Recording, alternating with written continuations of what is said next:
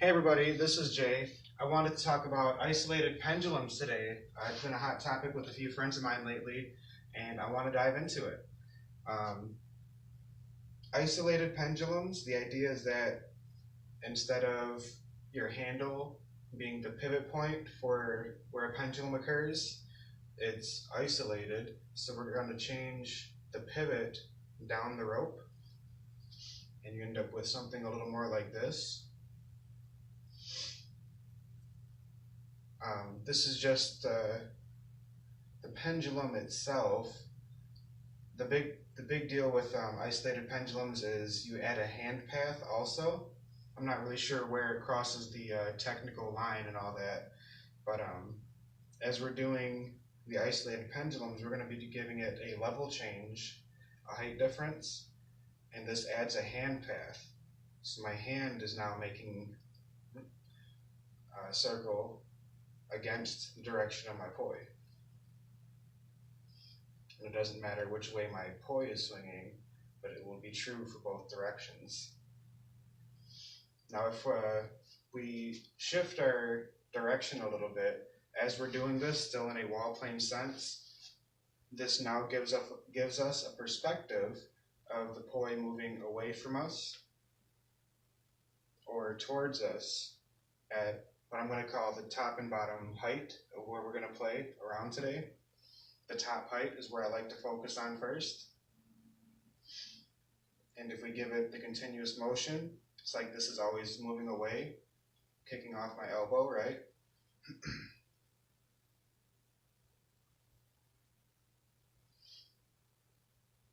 So a good way, I think, to get into these is to just practice your little pendulum rocks at the first height, also at the bottom height, which it shouldn't be uncomfortable to reach down so far, and it shouldn't be like over exaggerated either. You want kind of like a waist height and then about the top of your head for your hand placements. But yeah, if we go into these two different heights and practice just a sideways rocking, we've already won half the battle. Now the tricky part is going to be going back and forth from these two locations.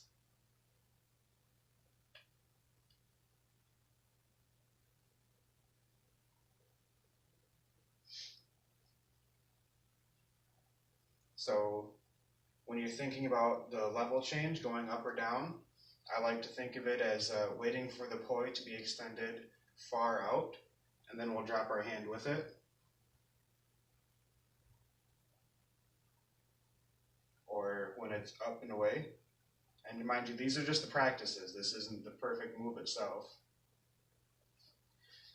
But you can also practice these with the other hand, top ramp, or top tier. And we'll drop down to the second one. We're just trying to get those rocking pendulums, right? Away and up. Away and drop down.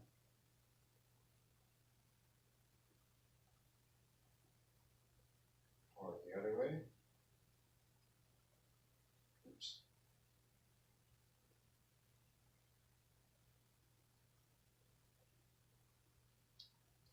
And now that we've established some paths with each hand individually, we're going to get into them with two hands.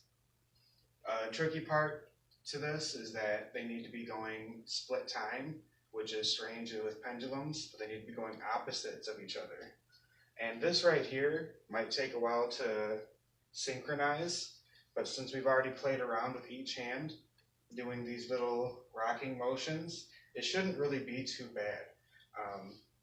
A part that really got me stuck for a long time was deciding which hand you want to have like on the inside or outside pathway, right?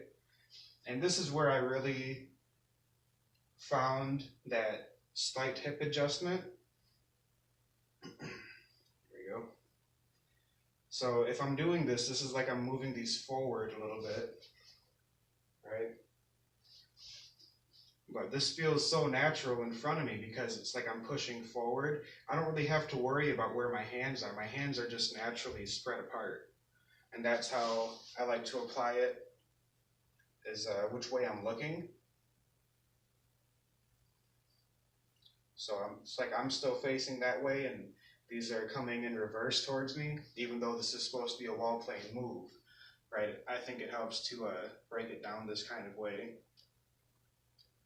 So if we can get these little rocking pendulums going, I'm going to wait until they're at the extreme outs, and we're going to level change each one and just get back into those rocks. As soon as they hit those extremes, I'm going to go level change again.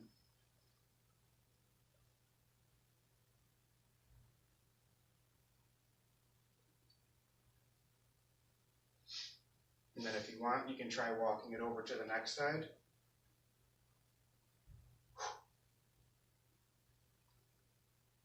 Maybe try to get a few multiple repetitions in.